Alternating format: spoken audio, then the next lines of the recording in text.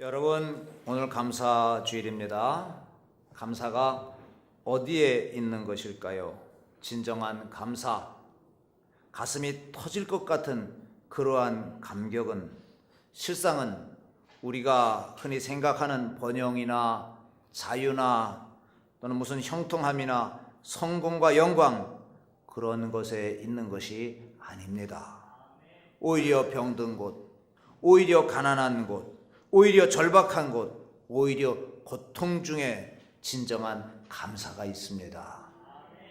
청교도들이 이 신대륙 아메리카 대륙에 첫 발을 딛고 감사했던 것은 이제 저들이 수많은 고통을 겪고 난 뒤에 비로소 감사가 나온 것입니다.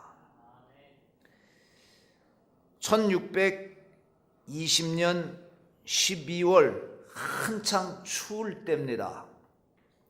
110명으로 출발한 사람들이 긴 항해 끝에 괴열병과 각종 바이러스 병으로 이 48명이 죽고 겨우 절반이 살아남았습니다. 저들은 제일 먼저 교회를 짓고 그리고 이 통나무 오두막지 7채를 교회를 향해서 이렇게 지었습니다. 자, 저들은 살아남은 것에 대해서 감사하지 아니할 수가 없었습니다. 이만큼 건강을 지켜주신 것에 대해서 어찌 감사가 나오지 않을 수 있겠습니까? 또한 의복과 거처가 문제입니다. 낯선 곳에 아무것도 없었습니다. 여기서 그들은 통나무 집을 짓고 하나님 앞에 감사를 했습니다. 음식으로 말하면 플리머스록에는 그렇게 먹을 것이 없었습니다. 낯선 땅에서 수확할 건 아무것도 없었습니다. 저들이 가지고 온 종자 몇 개밖에 없었습니다. 그 중에 보리와 밀을 심어 보았지만은 토양이 달라서 완전히 실패했습니다. 오히려 아메리칸 인디언들의 도움을 받았습니다. 그들 덕분에 옥수수를 약간 추수할 수 있었습니다. 이 옥수수를 갖다 놓고 그리고 들에 뛰어다니는 칠면조를 잡아다가 구워 놓고 감사의 예배를 드립니다. 이것이 추수감사절의 유래인 것입니다. Thanksgiving Day. 지금도 이제 미국 이맘때는 아주 축제가 지금 열려지고 있습니다. 어느 식당에 가든지 어느 가정에 가든지 온통 칠면조 요리뿐입니다. 그런데 이거 아무리 먹어보아도 맛이 별반입니다. 몇 년 전에 강경에서 이제 이 선교관을 짓기 전에 그 터가 많았기 때문에 거기에다가 이렇게 아이들을 위해서 뭐 닭도 키우고 칠면조도 이렇게 키웠어요. 얼마나 시끄러운지 몰라요, 칠면조가. 그래서 이제 추수감사절을 맞이해서 이 칠면조를 잡았습니다. 몇 마리 잡으니까 한 200명 되는 성도들이 그냥 다 배불리 먹고 남았어요. 얼마나 큰지 몰라요. 그런데 제가 딱 해서 먹으니까 별로예요, 맛이. 그래서 나는 이제 입맛이 갔나 보다 하고 옆에 이렇게 장로님들하고 이 권사님 집사님들 이렇게 쭉 보니까 먹는 자세를 보니까 별로인 것 같아요. 나만 별로인 줄 알았더니 그분들도 별로예요. 그래서 맛있지요? 그랬더니 대답을 안 해요. 대답 안 한다는 것은 맛이 없다는 것입니다. 칠면조하고 닭 어느 것을 먹겠습니까? 당연히 닭입니다. 칠면조는 크긴 큰데 맛이 없어요. 그 미국 사람들한테 왜 당신들은 칠면조 이 추수감사절 되면 왜 칠면조를 갖다 놓고 먹느냐? 이 맛이 있느냐? 그랬더니 맛은 별론데 우리 조상들이 그렇게 했기 때문에 이게 전통입니다. 그러면서 먹는 거예요. 예? 여러분, 참된 감사가 어디 있습니까? 가장 어렵고 절박한 중에, 고난 중에 바로 거기엔 진실한 눈물로 진실한 감사를 드릴 수 있게 되는 것입니다. 고난당하는 분들이 있습니까? 삶의 역경을 당하고 있는 분들이 있습니까? 그 속에 진정한 감사가 있음을 깨달으시고 발견하시기를 축원합니다. 폴 틸리라고 하는 그 신학자가, 미국의 신학자가 있습니다. 카리지 투 비라고 하는 책을 썼어요. 존재의 용기라는 책입니다. 그가 이 책에서 역사를 이렇게 정리합니다. 고대인들의 불행은 이 숙명, 운명의 문제에서 왔다. 그래서 모든 것을 이게 숙명이고 운명이다. 벼락을 맞아도 운명이고, 잘 살아도 운명이고, 병이 들은 것도 운명이고, 고난도 팔자요. 다 그렇게 믿어왔다는 거예요. 그렇기 때문에 운명에 저항할 생각을 하지 않고 그냥 그대로 받아들였다는 것입니다. 수천 년 지나오다가 중세기에 이르러서는 뭐가 불행이냐, 뭐가 그들을 참 고통스럽게 했느냐, 바로 죄악과 심판에 관한 의식, 이게 중세기를 꽉 누르고 있었다. 죄와 벌, 무서운 심판 앞에 벌벌 떨고 있었습니다. 너 이렇게 하면 벌 받아, 너 이렇게 하면 저주 받아, 이런 생각들로 꽉 차 있어서 이 중세기는 불행한 시절을 보냈다, 이렇게 얘기했어요. 그럼 현대인들의 불행은 어디서 나오는 거냐? 오늘을 살아가는 현대인들의 불행은 뭐냐? 어디서 유래된 거냐? 그건 무의미에서 나오는 것이다. 의미 없다라고 생각하는, 인생 살아보니 참 의미도 없고 내가 왜 이렇게 살아야 되느냐, 이 허무주의 같은 것들이 막 들어온다는 거예요. 그래서 인생이 불행하다라고 현대인들은 느낀다는 거예요. 배가 고픈 것도 아니고 집이 없는 것도 아니고 입을 옷이 없어서 불행을 느끼는 것이 아니라, 도대체 이놈의 인생은 도대체 뭐냐, 뭐가 의미 있는 거냐, 의미를 찾지 못해서 불행하다. 그럼 도대체 왜 현대인들이 그런 무의미에 사로잡히느냐? 첫째는 욕심 때문이다.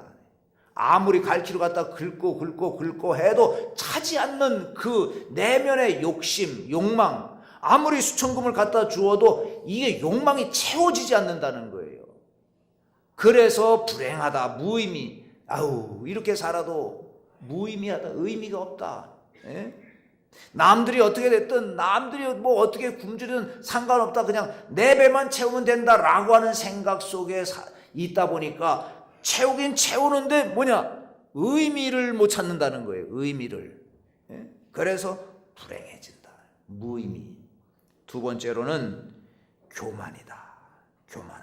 하나님을 불신하는 이 불신앙 때문에 무의미. 하나님을 신뢰하고 하나님을 의뢰하면 그 속에 의미를 찾는데, 하나님을 부정하니까 여기에 의미가 없어진다, 그 말이에요.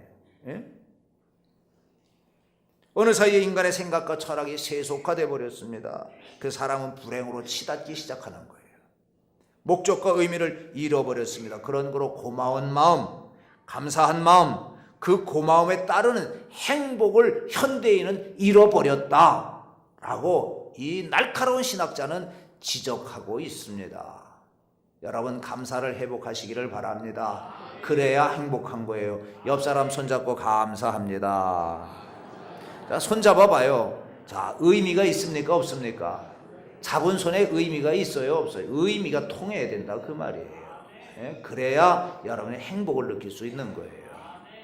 자, 오늘 본문에 나타난 손 이제 잡지 말아요.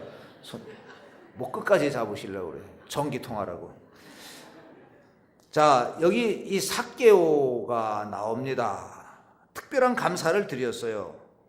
삭개오라고 하는 사람 한번 다시 한번 생각해 보십시다. 그 시대로 돌아가서 보십시다. 그는 세리장이요, 이 로마가 세계를 지배하고 있을 때에 처신을 잘해서 세리장이 됐습니다.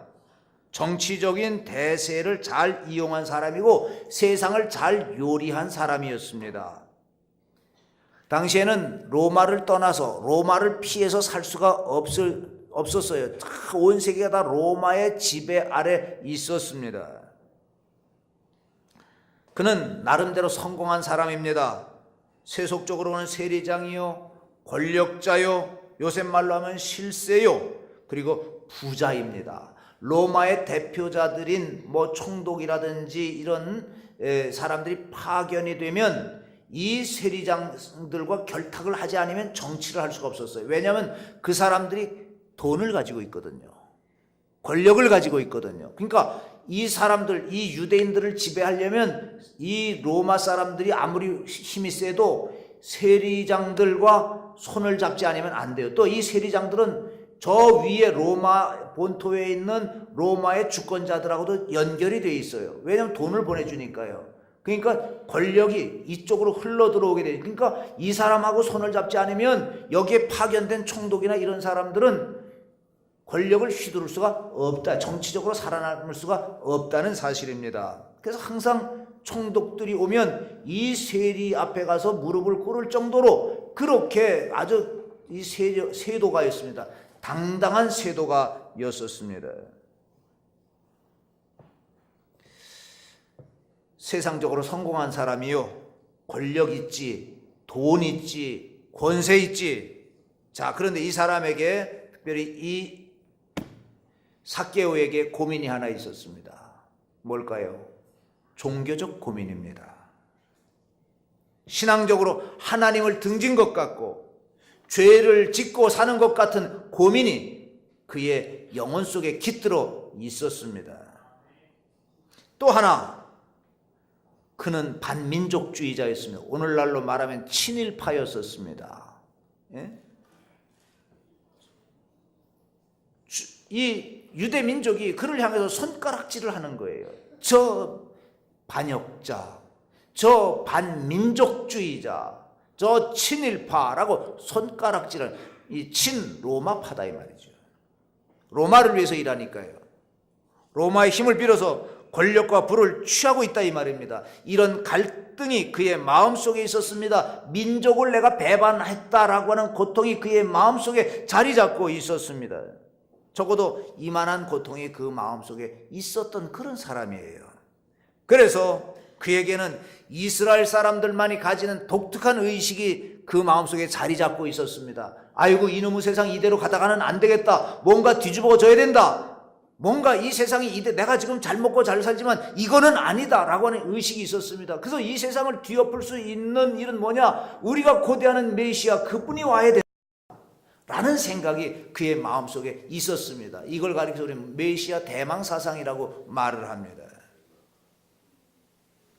그런데 그가 예수님의 그 지역을 지나간다는 소식을 듣고 예수님을 만나고자 하는 것입니다. 왜 만나고자 했을까요? 더 큰 부자가 되기 위해서 그랬을까요? 더 큰 권력을 얻기 위해서 그랬을까요? 아니면 몸에 병이 있어서 그 병을 고치려고 했을까요?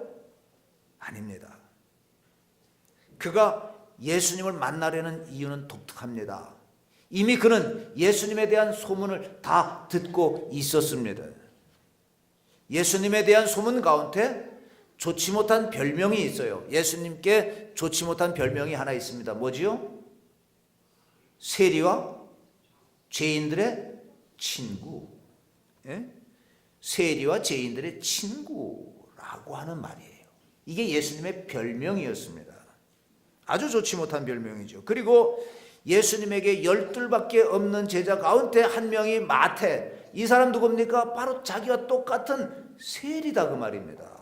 세리를 불러서 세우시고 그를 제자로 삼았다? 도대체 예수라고 하는 분은 도대체 누구냐? 어떤 분이냐? 어떻게 세상 사람들이 다 천대하고 온 이스라엘이 미워하고 손가락질하는 이 죄인의 대명사로 불리우는 세리를 제자로 삼느냐? 도대체 이분이 누구냐? 세리까지 사랑한 그분이 누구냐? 관심을 갖지 않을 수가 없는 거죠. 왜? 자기가 세리니까. 그분이 보고 싶었던 것입니다. 그렇지만 그에게 핸디캡이 있어요. 키가 작다는 것입니다. 많은 사람이 예수님을 옹이하고 오는데 키가 작으니까 그 틈을 파고 들어갈 수가 없어요. 예수님을 제대로 볼 수가 없습니다. 궁여지책으로 그는 옆에 있는 돌 무화과 나무, 옛 성경에는 뽕나무라고 그랬어요. 근데 사실 번역상으로는 두 말이 다 맞아요. 이 무화과 나무라는 말과 뽕나무라고 하는 말이 이 이 합성된 말이에요. 어쨌든 뽕나무가 됐든 돌무화과 나무가 됐든 이제 높은 한 10m 정도 되는 그 나무 위에 올라가서 예수님을 이렇게 내려다보고 있는 것입니다. 그것이 오늘 본문에 나타난 상황이에요. 일생 한번 있을까 말까 한 절호의 찬스다. 예수님을 정말 배울 수 있는 절호의 찬스, 이걸 놓칠 수 없다.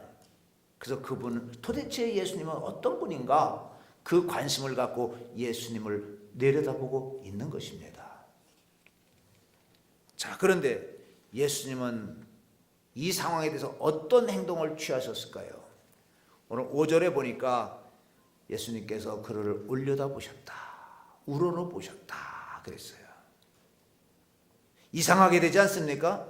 삭개오가 예수님을 올려다보고 삭개오가 예수님을 우러러봐야 되는데 예수님께서 삭개오를 올려다보고 있다, 보셨다는 거예요. 무슨 말입니까? 개별적으로, 개인적으로 보아주신 것입니다. 얼굴과 얼굴, 눈과 눈이 마주치는 순간이었습니다. 이것이 아주 소중한 순간이에요. 많은 사람을 보듯이 그냥 이렇게 보는 것이 아니고 한 사람 한 사람 한 사람 한 사람 다 이렇게 보듯이 예수님께서 그 삭개오를 주목해서 보고 계셨다는 것입니다. 두 번째로 예수님은 삭개오의 마음을 읽고 계셨습니다. 주고받는 말은 여기 없습니다. 그러나 예수님 충분히 삭개오를 알고 계십니다. 왜 저 사람이 저 높은 나무에 올라갔는지, 왜 나를 보려고 하는지, 왜 저렇게 간절한 마음으로 메시아를 기다리는지, 그 마음을 예수님께서 읽고 계신 것입니다. 그의 고민, 그의 깊은 관심, 그의 궁극적 관심을 예수님께서 보고 계신 거예요. 무슨 긴 말이 필요합니까? 삭개오는 충분히 알았습니다. 예수님께서 삭개오의 마음을 충분히 다 알아주셨습니다. 그의 말을 통하지 않고 그의 행동을 통해서 그의 깊은 고민, 그의 눈 속에 있는 그 서러움, 그 슬픔, 그 고독, 이것을 예수님께서 다 보고 계셨다는 것입니다. 그리고 그의 마음을 읽고 계셨다는 거예요. 삭개오는 눈과 눈이 마주치는 순간 감격해야 하지 않을 수가 없었어요. 자, 그런데 예수님께서 첫 번째 말씀을 하십니다. 삭개오야, 내려오너라. 내가 오늘 내 집에 유하여야 하겠다.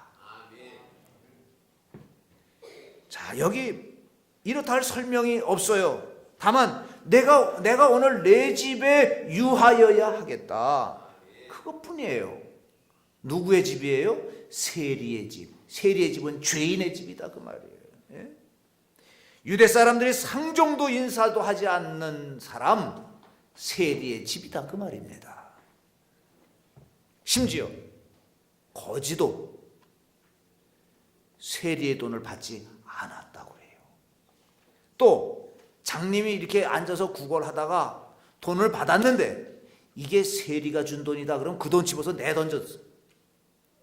그렇게 지저분한 사람으로 보고 있는 거예요.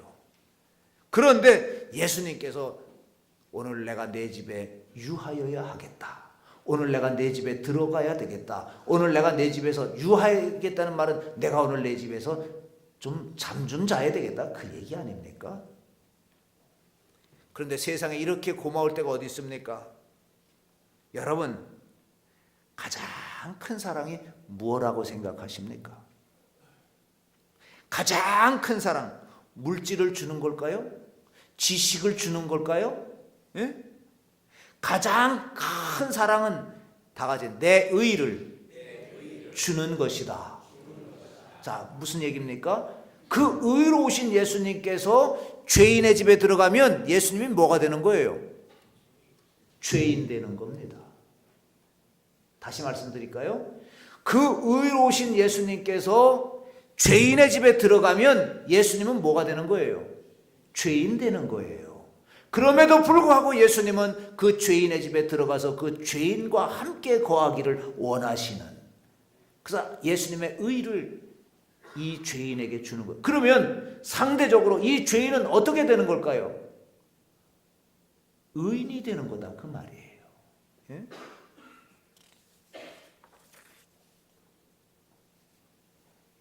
예수님이 이 시간 내 집에 오셨다.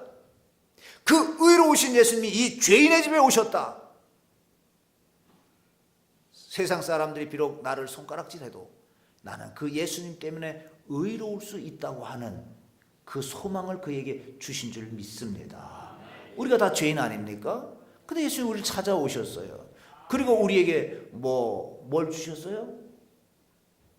주신 게 없어요. 근데 뭘 주셨어요? 우리를 의롭다 함을 주신 거예요. 죄가 많지만 우리를 의롭다 인정해 주신 거예요. 자, 그리고 예수님께서 말씀하십니다. 오늘 구원이 이 집에 이르렀다.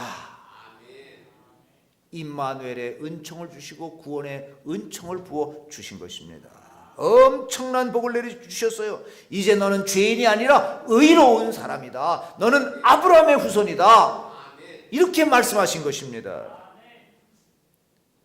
여러분들 속에도 하나님의 이 선언하심, 너는 영적으로 아브라함의 후손이다.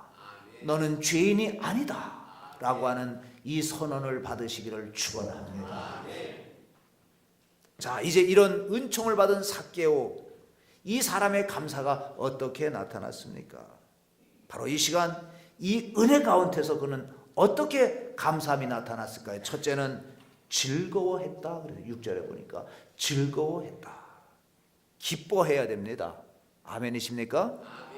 감사는 기뻐하는 데서 나오는 거예요. 예? 기쁨이 없는 감사란 감사가 아니에요. 기쁜 마음으로, 기쁜 얼굴로 고맙다고 해야 되는 거예요. 자, 우리 다시 한번 손잡으십시다. 자, 눈을 보시고 얼굴을 보시고 감사합니다, 고맙습니다. 시작.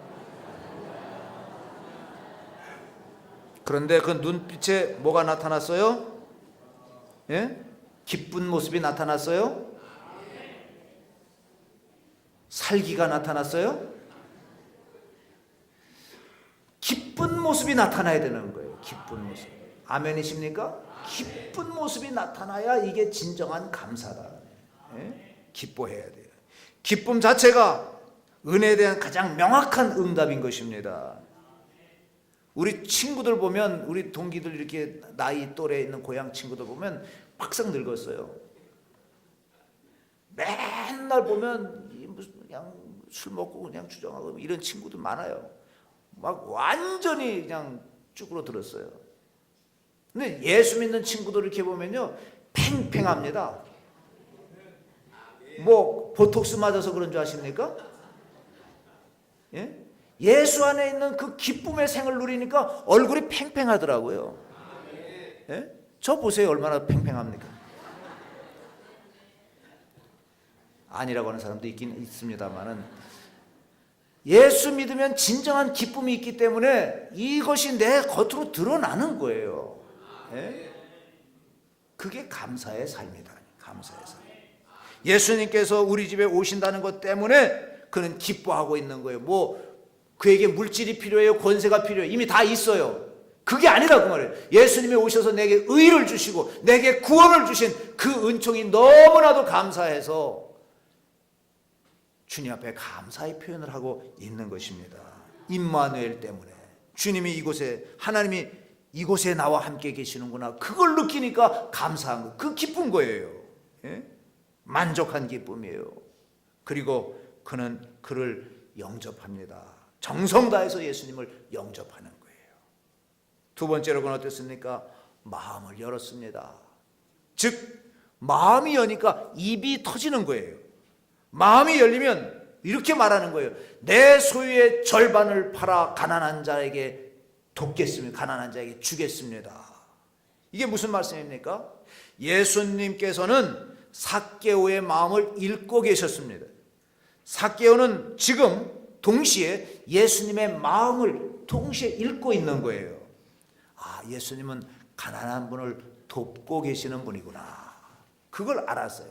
다시 말하면 자기 소유의 절반을 잘라서 가난한 자에게 주겠다고 하는 것은 예수님의 마음으로 그 마음이 돌아섰다는 것입니다. 여러분의 마음이 주님의 마음으로 돌아서기를 축원합니다. 아멘이십니까? 내 재산의 절반을 내어 가난한 사람을 돕겠습니다 하고 그 마음을 열은 거예요. 그 다음에 뭐라고 얘기합니까? 남의 것을 토색한 것이 있으면 4배나 갚겠나이다 그랬어요. 토색이라는 게 뭘까요? 토색이 뭘까요? 토색은 세리니까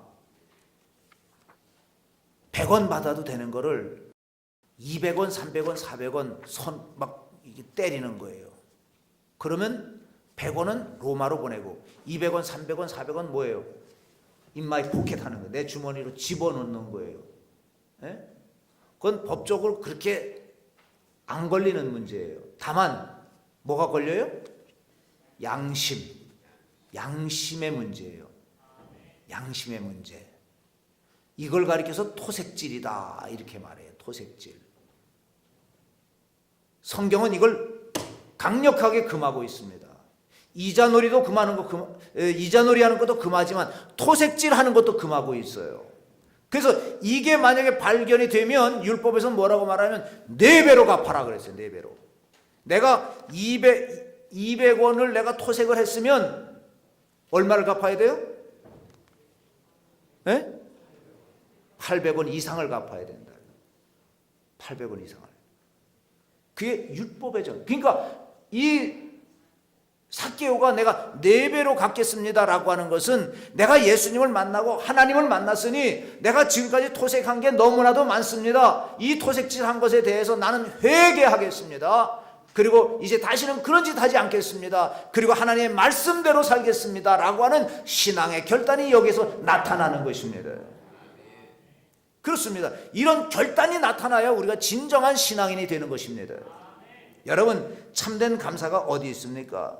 원래 감사라고 하는 말은 생각한다 해서 같은 말이 이 뿌리를 가지고 있어요. 다 같이 생각한다. 생각해 보니까 감사가 나는 거예요. think와 thank 같은 이 어원을 가지고 있습니다. 여러분, 생각이 없으면 감사가 나올 수가 없어요.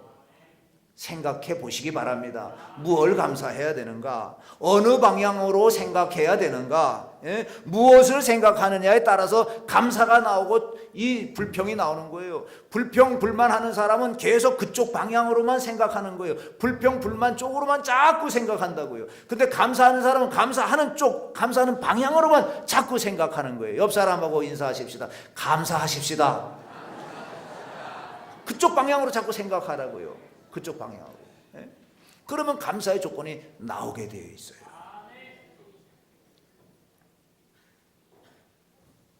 감사하는 마음, 이 얼마나 귀중한 것입니까? 깨달음 속에 감사가 있는 거예요. 가만히 여러분의 감사의 조건을 한번 생각해 보세요. 예?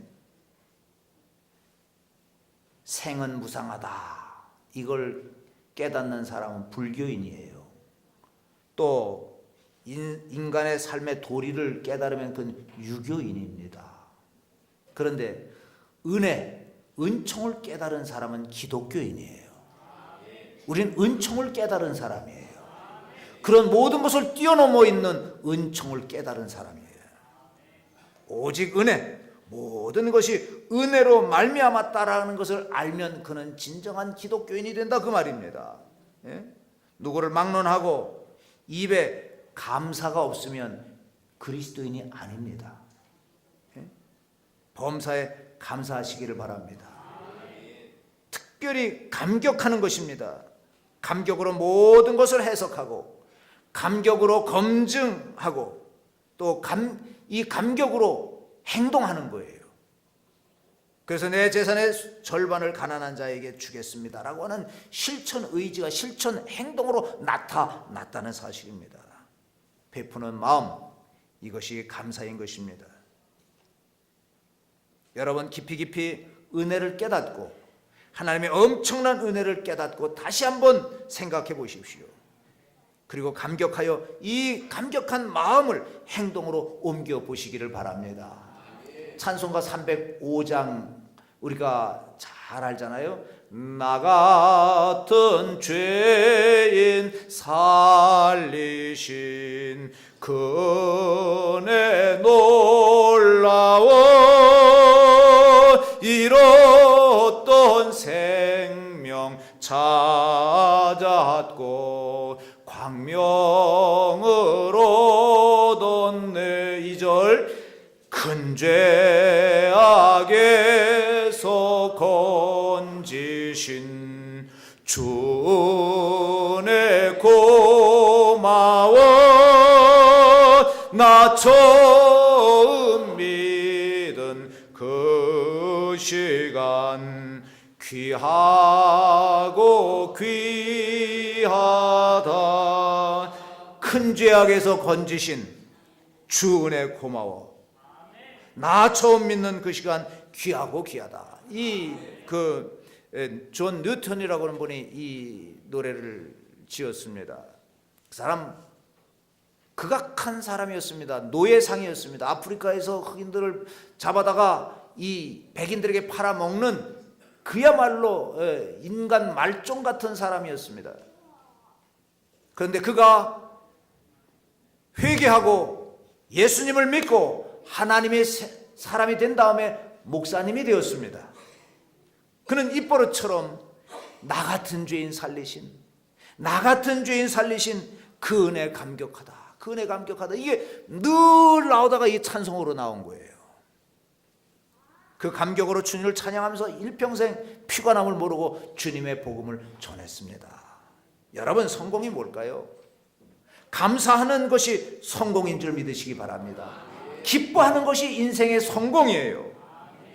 종은 울려 소리가 나야 종인 것처럼 오늘 그리스도인들은 우리 속에 벅찬 감격이 우러나와서 감사합니다라고 하는 감사의 종을 울릴 때 비로소 우리는 기독교인이 되는 것입니다. 이 감사절에 정말 하나님 앞에 감사하는 여러분들이 다 되시기를 주님의 이름으로 축원합니다. 하나님 아버지 감사합니다. 우리가 받은 그 은혜가 너무나도 큽니다. 구원의 은혜, 나에게 눈 맞춰주신 그 은혜, 나의 얼굴을 보아주신 은혜, 나의 마음을 감찰해 주신 주님의 은혜가 너무 커서 이제 이 삭개오는 예수님 앞에 나아갑니다. 내 소유의 절반을 팔아 가난한 자에게 주겠으며 네의 것을 토색한 것이 있으면 4배나 갚겠나이다. 이 감사의 표현을 하고 있습니다. 오늘 예수님 우리를 찾아오셨습니다. 내가 내 집에 유하여야겠다 말씀하십니다. 그리고 나는 너의 하나님이 되고 너는 내 백성이 되리라 언약하여 주셨습니다. 그 은혜 감격하면서 주님을 높이며 살아가는 감격한 하나님의 백성들 되게 하여 주옵소서. 예수님의 이름으로 간절히 기도하옵나이다. 아멘.